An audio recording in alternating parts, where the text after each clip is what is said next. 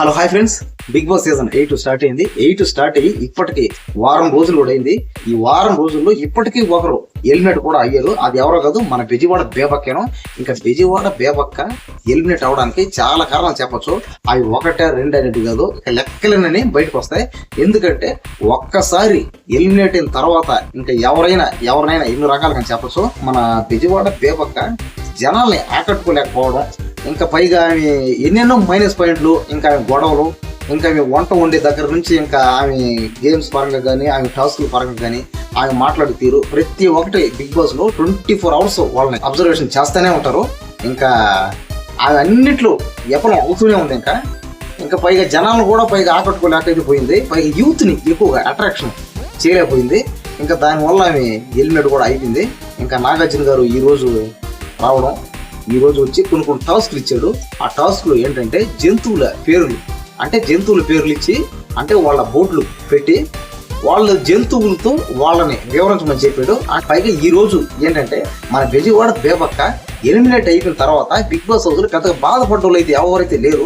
మన కెర్రాక సీత ఒకటే ఉంది. కెర్రాక సీత బోని ఏడస్తూనే ఉంది. కెర్రాక సీత తప్ప మిగతా వాళ్ళు ఎవరైతే ఏడుపైతే లేదు.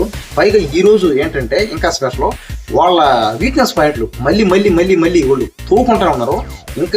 ఇంకా రేపటి నుంచి అంటే ఇంకా ఎప్పటి నుంచి ఇంకా బిగ్ బాస్ హౌస్ లో ఇంకా ఫుల్గా ఇంకా చెప్పాల్సిన అవసరం లేదు. ఇంకా బాగా కాకలు వేడిలో ఉంటాయి. ఇంకా మనం బిగ్ బాస్ హౌస్ విషయానికి వస్తే, ఇంకా ఇప్పుడు బిగ్ బాస్ హౌస్ లో 14 మంది ఉంటే ఇప్పుడు ఒకరు ఎలిమినేట్ అయిపోవడం వల్ల ఇంకా నుంచి 13 మంది మాత్రం ఉన్నారు.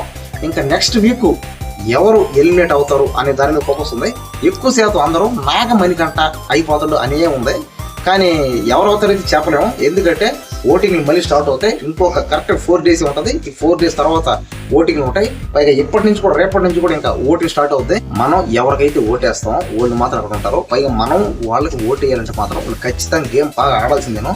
వాళ్ళు గేమ్ బాగా ఆడకుండా మన నుంచి ఓట్లు ఎక్స్పెక్ట్ చేసి వాళ్ళ ఇష్ట ప్రకారం ఓటు చేస్తే మనం ఖచ్చితంగా గేమ్. ఫర్ ఎగ్జాంపుల్ ఈరోజు మన బెజవాడ బేబక్క ఎలిమినేట్ అయిపోవడం కారణం కూడా అదేనమాట. ఎందుకంటే ఆమె మొదటి నుంచి ఆమె ప్రవర్తన కూడా అలాగే ఉంది. నేను ఇప్పుడే లైవ్ కూడా చూశాను. లైవ్ చూస్తే ఇంకా అందరూ పడుకొని నిద్రపోతున్నారు. ఇంకా మార్నింగ్ ఏం జరుగుతుందో ఇంకా నేను బిగ్ బాస్ చూసి చెప్తాను. మీరందరూ బిగ్ బాస్ చూసే వాళ్ళందరూ మీకేమైనా డౌట్లు ఉంటే కాస్త కామెంట్లు నాకు చెప్పండి.